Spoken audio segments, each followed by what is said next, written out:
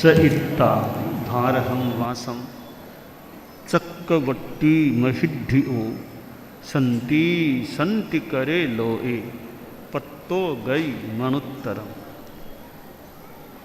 अणुव्रत विश्व भारती सोसाइटी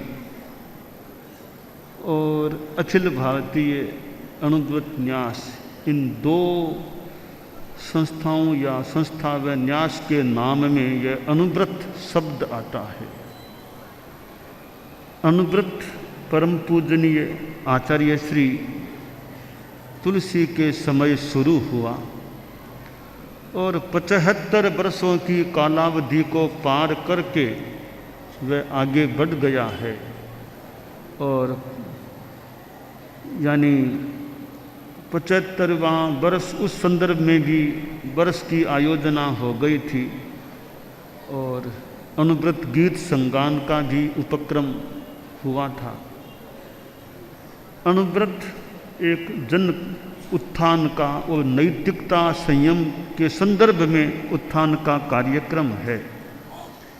एक समय था अणुव्रत के नाम से कई संस्थाएं हो गई, यानी केंद्रीय स्तर की अणुव्रत महासमिति भी थी, कभी अणुव्रत शिक्षक संसद भी हुआ करती थी, अणुव्रत विश्व भारती थी ही, अणुव्रत न्यास था ही। अब 4 में से 2 संस्थाएं विलीन हो गई है, अब 2 संस्थाएं रही हैं, संस्था न्यास। तो अणुव्रत विश्व भारती सोसाइटी यह एक बहुत जिम्मेवार दायित्वशील संस्था है अणुव्रत की गतिविधि को आगे बढ़ाने के संदर्भ में। इसी के अंतर्गत जीवन विज्ञान का उपक्रम भी समाहित है। देश विदेश अणुव्रत का ये कार्य क्षेत्र रह सकता है। तो अणुव्रत विश्व भारती के पास इतनी अणुव्रत समितियों का भी एक तंत्र है।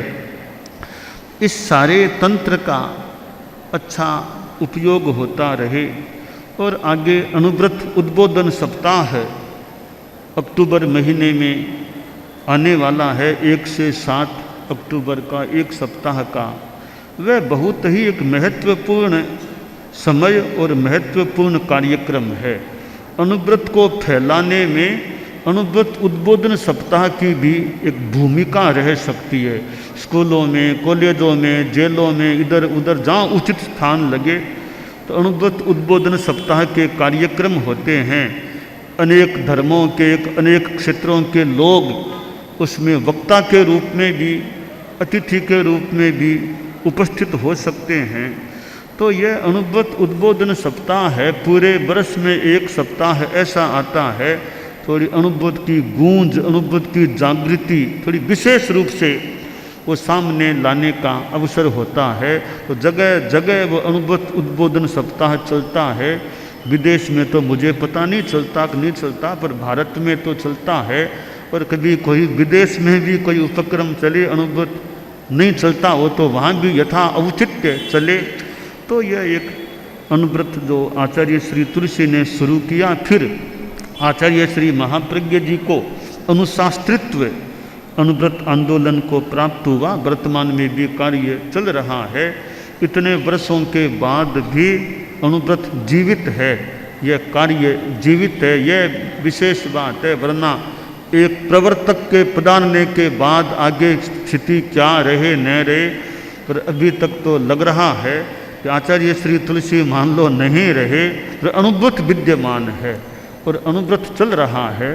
तो सभी कार्यकर्ता, काम करने वाले हमारे व्यक्ति अणुव्रत की बात को अपने प्रसारित करने में, लोगों में संयम बढ़े, जनता में अहिंसा की भावना बढ़े, ईमानदारी बढ़े, करप्शन कम हो।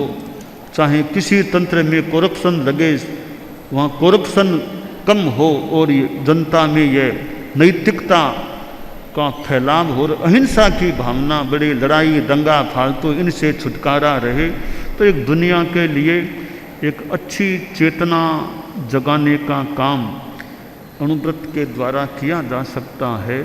तो यह अणुव्रत के ये जो अभी अधिवेशन का समय है, तो सभी कार्य करता है, अच्छा चिंतन मंथन हो और कैसे आगे और विकास हो।